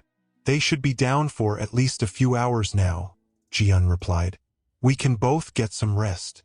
She hesitated, then added, "Your room is across the hall. My mother had it prepared earlier." Minho nodded, accepting the boundary. "Good night, then." Ji-yeon started toward the connecting door that led to her bedroom, then paused, turning back to him. "Minho, yes, thank you for coming today, for being here with us." "There's nowhere else I would rather be," he answered simply. She nodded, holding his gaze for a moment longer than necessary before disappearing through the connecting door. Alone in the nursery, Minho allowed himself one more long look at his sleeping sons before quietly exiting to the hallway. The room prepared for him was exactly as he remembered, the same antique furniture, the same view of the mountains in the distance. Yet everything felt different now, infused with new perspective. He was just preparing for bed when a soft knock sounded at his door. "Minho," Ji-yeon's voice came through the wood, tentative and soft. "Are you awake?" He crossed the room in 3 quick strides, opening the door to find her standing there in a silk robe, her hair loose around her shoulders. "What's wrong? Are the twins?" "They're fine," she assured him quickly. "Still sleeping." She hesitated, fingers twisting the sash of her robe. I couldn't sleep." Minho stepped back, inviting her in without words. She entered cautiously, perching on the edge of an armchair rather than the bed. "I keep thinking about what you said," she began. "About remembering everything." "I meant it," Minho replied, remaining standing to maintain appropriate distance. "I remember too," Ji-yeon said softly. "Not just the hurt, the good parts, how we were before." Minho's heart quickened, but he kept his voice measured. "We had many good years."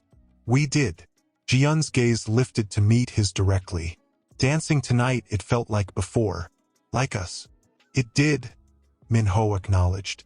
"I'm still angry sometimes," she admitted. "I still have moments where I remember finding those messages on your phone, piecing together what happened. It still hurts." "I know," Minho said simply. "I don't expect you to forget or pretend it didn't happen. But then I see you with Jean and June," she continued. "How completely you've given yourself to being their father. How you've rebuilt yourself these past months." She took a deep breath. "And I wonder if maybe we could rebuild us too. Not exactly as we were before. I don't think that's possible. But something new. Something stronger, maybe." Minho carefully sat on the edge of the bed, facing her but still maintaining distance. "I would like that more than anything," he said honestly. "But only if you're certain. I won't rush you, Ji-yeon. I won't pressure you." "I'm not certain of anything," she confessed. "Except that when I imagine my future, our son's future, you're in it. Not just as their father, but as my partner." Her voice trembled slightly. "And that terrifies me, because trusting you again feels like standing on the edge of a cliff." "Then we go slowly," Minho said. "Day by day. No pressure. No expectations beyond what feels right in each moment." Ji-yeon nodded, her expression clearing as if a decision had been made. She rose from the chair and crossed the small distance between them, coming to stand directly before him. "Tonight," she said softly, "what feels right is not sleeping alone." Minho's breath caught as she reached for his hand, tugging him gently to his feet. "Just sleep," she clarified, a hint of her old confidence returning. "Nothing more. But together." "Together," Minho echoed, the simple word carrying the weight of promise. She led him back across the hall to her room, their old room, where the familiar bed awaited. Without words, they settled onto opposite sides, a careful space maintained between them.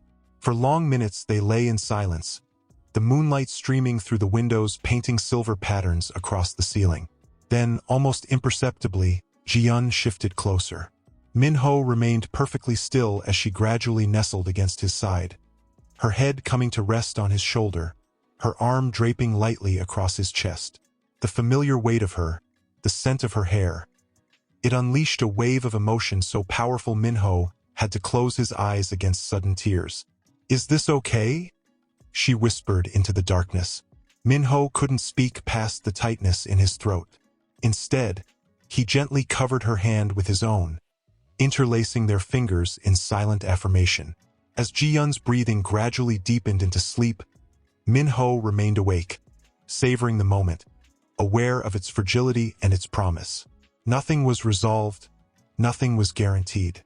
The path ahead would require patience, effort, forgiveness both given and earned. But tonight, for the first time in almost a year, he held his wife as she slept. Tonight, their sons dreamed peacefully in the next room. Tonight, they were, however tentatively, a family. For several heartbeats, Minho remained perfectly still, afraid that any movement might shatter the moment. His wife's face in repose looked younger, the careful guardedness she'd maintained these past months temporarily abandoned. One of her hands rested over his heart, as if unconsciously monitoring its rhythm through the night. The baby monitor on the nightstand emitted a soft rustling sound, one of the twins stirring. Minho carefully began to extricate himself, trying not to wake Ji-yun, but her eyes fluttered open at his movement. "Minho?" she murmured, momentarily confused before awareness returned.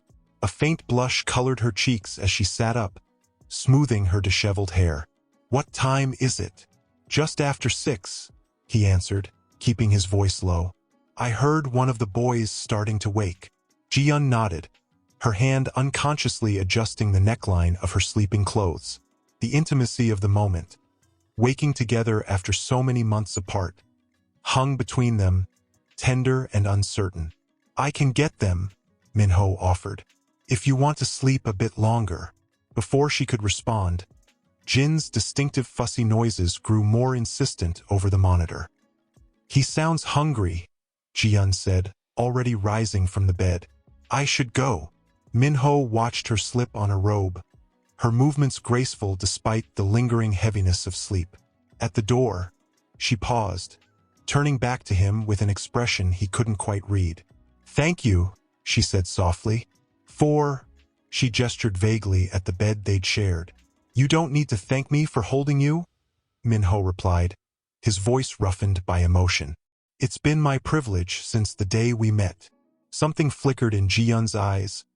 Memory, perhaps, or recognition of the man she'd first fallen in love with, glimpsed again after a long absence. Then she was gone, the door closing quietly behind her. Minho remained sitting on the edge of the bed, processing the previous night's developments.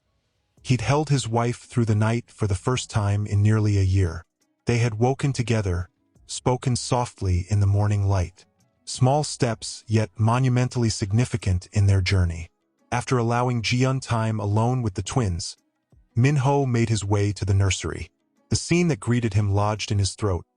Ji-yun seated in the rocking chair, expertly feeding Jean while singing softly to June, who watched from his crib with fascinated attention. Morning light bathed the three of them in golden warmth, creating a tableau so beautiful it physically ached to witness. "Good morning," Minho said quietly, not wanting to disrupt the peaceful moment. Ji-yun looked up with a small smile. "Someone's eager for breakfast," she said, nodding toward Jean, who was nursing with single-minded determination. "And someone else is being uncharacteristically patient." She turned her smile toward June, who responded with a toothless grin and excited kick of his legs. "I can take him downstairs. Get him started on his bottle," Minho offered. "Give you two some peace." Ji-yun nodded gratefully. "There should be prepared bottles in the small refrigerator in the kitchen. My mother always keeps it stocked." As Minho lifted June from his crib, the baby immediately grabbed for his father's nose, a favorite activity in recent weeks. The simple gesture, this tiny hand reaching for him with complete trust, never failed to humble Minho. 3 months ago, he'd been a corporate titan feared in boardrooms across Asia. Now, his greatest accomplishment was coaxing a smile from his sons. The kitchen was already alive with activity when Minho arrived, June securely balanced against his shoulder. Mrs. Park directed. A small army of staff preparing an elaborate breakfast, while Mr. Park sat at the kitchen island reading a newspaper, occasionally instructing someone to adjust the temperature on the tea water. "Ah, good morning," Mrs. Park said, immediately abandoning her supervisory duties to reach for her grandson. "And how is my little explorer today?" June gurgled happily at his grandmother, reaching for the jade pendant hanging around her neck. "He's ready for his breakfast," Minho explained. "Jian said there would be prepared bottles?" Mrs. Park nodded toward the small refrigerator tucked discreetly into a corner. "Second shelf. I made them fresh yesterday." As Minho retrieved and warmed the bottle, he became aware of Mr. Park's scrutiny over the edge of his newspaper. Unlike his wife, who had embraced Minho's presence with cautious optimism, Jian's father maintained a careful reserve, his approval still uncertain. "You seem comfortable with him," Mr. Park observed finally, folding his newspaper precisely. "More than I would have expected." Minho returned to the kitchen island, settling onto a stool with June positioned for feeding. "I've had practice," he replied simply, offering the bottle to his son, who accepted it eagerly. "I confess I was skeptical," Mr. Park continued, his tone measured. "When you moved to the village, I thought it was—" He paused, searching for the right words. "A performance. Something temporary to win back my daughter's favor." Minho met his father-in-law's gaze directly. "It wasn't." "No," Mr. Park acknowledged, something like respect flickering in his expression. "I see that now." Mrs. Park bustled between them, placing a cup of tea beside Minho. "My husband was the same way when Ji-yun was born," she confided with a conspiratorial smile. "Completely helpless at first, then suddenly couldn't bear to be separated from her. Carried her to every meeting for months." "That's entirely different," Mr. Park protested, though a hint of color touched his cheeks. "I was building this company from nothing. Childcare arrangements were limited." "Of course, dear," his wife replied, patting his hand with fond indulgence before turning back to Minho. He used to practice his presentations with her sleeping on his chest. Said she was his best audience. The image of the formidable Park Sung-min pacing a room with an infant daughter struck Minho as both incongruous and enlightening. It offered a glimpse of the man behind the patriarch, the father who had once been where Minho now found himself. "They change everything, don't they?" Minho said quietly. "Your whole concept of what matters." Something shifted in Mr. Park's expression. A softening, a recognition. "Yes," he agreed simply. "They do." The moment of understanding between the two men was interrupted by Ji-yun's arrival, Jean now awake and alert in her arms. Unlike his brother's enthusiastic approach to mornings, Jean surveyed the kitchen with his customary solemn assessment, as if cataloging changes since his last visit. "Father," Ji-yun greeted Mr. Park with a kiss to his cheek. "Did you sleep well?" "Well enough," he replied, immediately reaching for Jean. "Come to grandfather, little scholar. Let your mother have her breakfast." As the kitchen settled into a comfortable routine, Ji-yun accepting a plate of food from her mother, Mrs. Park fussing over both twins, staff moving efficiently around them, Minho was struck by the domesticity of the scene. For a brief, powerful moment it felt like before, like family. "Minho," Mr. Park said suddenly, his tone uncharacteristically hesitant. "I received a call from Kim Sung-ho yesterday, your former CFO." Minho tensed, June still feeding contentedly in his arms. "Oh." "He mentioned that Kwan Enterprises has made you an offer." Mr. Park's eyes were shrewd, assessing. "A significant one, from what I understand." Ji-yun's gaze darted between her father and Minho, her expression carefully neutral. "News travels fast," Minho observed. "In our circles, always." Mr. Park adjusted Jin's position on his lap. "He also mentioned that you declined." "I did. May I ask why?" Mr. Park leaned forward slightly. "Kwan is a respectable organization. Their international division is well-positioned for growth. The compensation package alone would be difficult to refuse." Minho was acutely aware of Ji-yeon watching him, her breakfast forgotten. "Money isn't my primary concern right now," he answered carefully. "Then what is?" Mr. Park pressed. Minho looked down at June, who had finished his bottle and was now contentedly grasping his father's index finger with surprising strength. "Being here," Minho said simply. "Being present for moments I can't get back." He lifted his gaze to meet Mr. Park's directly. "Corporate positions will always exist. My sons will only be this small once." Mr. Park absorbed this answer, his expression thoughtful. "And what about your legacy? The Kim family has built an empire over generations. Will you simply walk away from that responsibility?" "Father," Ji-yeon interjected, her tone warning. "This isn't—" "It's all right," Minho assured her before addressing her father. "My legacy isn't Kim Industries. Not anymore." He gestured toward the twins. "It's them. What they learn from me about priorities, about values, about what it means to be a man of honor." The kitchen had grown quiet, even the staff pausing in their tasks to witness the exchange between the two powerful men. "And how will you support them?" Mr. Park asked, though his tone had lost its challenging edge. "A man needs purpose beyond his children." Minho nodded, acknowledging the legitimate question. "I've been consulting remotely for several startups focused on sustainable technology. Small companies with big potential. Nothing that requires my presence in Seoul or compromises my time with the twins." "Startups?" Mr. Park repeated, sounding simultaneously dubious and intrigued. "Risky. Life is risky," Minho replied with the ghost of a smile. "I've learned that lesson thoroughly this past year."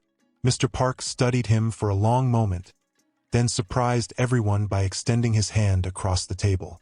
"Park Industries has been considering an investment fund for renewable energy innovations," he said. "Perhaps you might offer some insight, given your recent experience." The offer represented more than a business courtesy. It was an acknowledgement, however tentative, of Minho's place in the family structure, a gesture of potential reconciliation. "I'd be honored," Minho replied, shifting June to free his hand to accept the handshake. Ji-yeon watched the exchange, her eyes bright with unshed tears. Mrs. Park moved to stand behind her daughter, squeezing her shoulders in silent support. The moment was interrupted by a staff member appearing at the kitchen entrance. "Mr. Park, your 9 o'clock video conference is prepared in your office."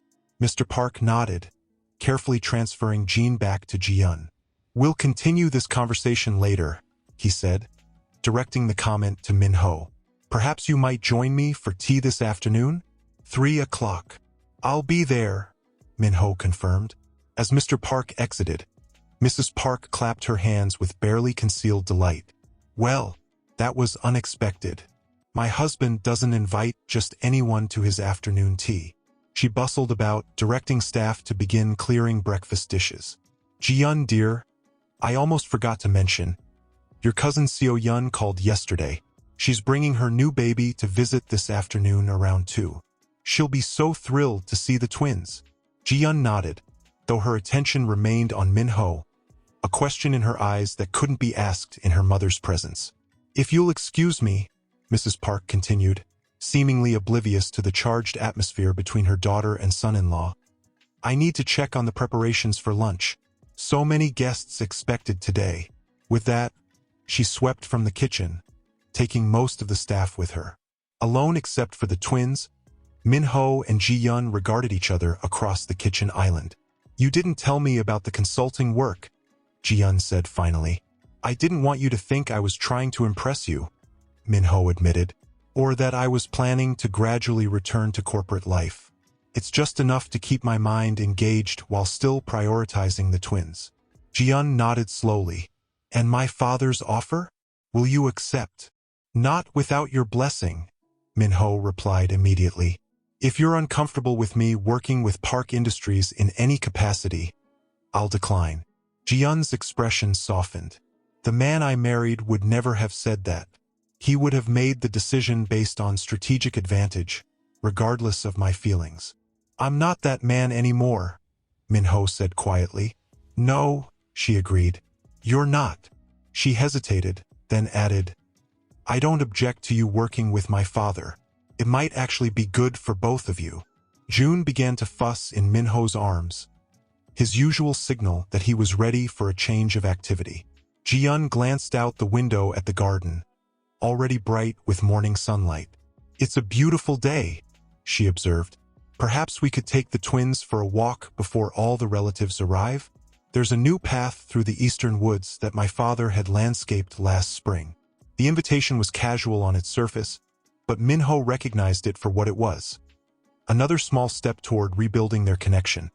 Another shared experience to add to the foundation they were carefully reconstructing. I'd like that, he replied simply. They prepared the twins with practiced efficiency, a coordinated dance they had perfected over the past 3 months of co-parenting. Soon they were strolling along a winding stone path that curved gently through ancient woodland. Jean secured against Minho's chest in a carrier, while Ji-yeon pushed June in a lightweight stroller.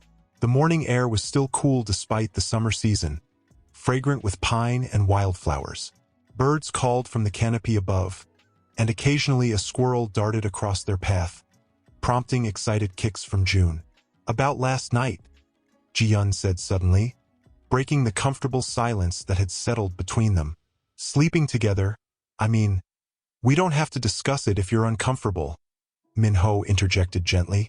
No, I want to. Ji-yeon stopped walking, turning to face him directly. I need you to understand something, Minho. I'm not playing games with your emotions. I wouldn't do that. I know, he assured her. I never thought. Please, let me finish, she requested, her expression earnest. Last night wasn't planned. I truly came to your room just to talk. But being there with you, feeling that connection again, she took a deep breath, scared me how much I still want that. How much I still want you, despite everything. Minho's heart thundered against Jin's small back, the baby blinking up at him curiously, as if sensing his father's surge of emotion. Where does that leave us? Minho asked, afraid to hope too much yet unable to squash the feeling entirely. Ji-yeon reached out to adjust Jin's tiny cap, her fingers lingering near Minho's chest for a moment longer than necessary. I don't know exactly, she admitted, but I think I'd like to try again. Really try. Not just co-parenting, not just occasional dinners, but she met his gaze directly. Being us again, whatever that might look like now. Minho struggled to find words equal to the moment, his usual eloquence deserting him entirely. Ji-yeon, you don't need to promise anything, she interrupted quickly. We've had enough grand declarations. I just need to know if you want the same thing. If you're willing to rebuild with me, day by day. Yes, Minho said simply, the single word carrying the weight of everything he felt. More than anything, Ji-yeon's smile,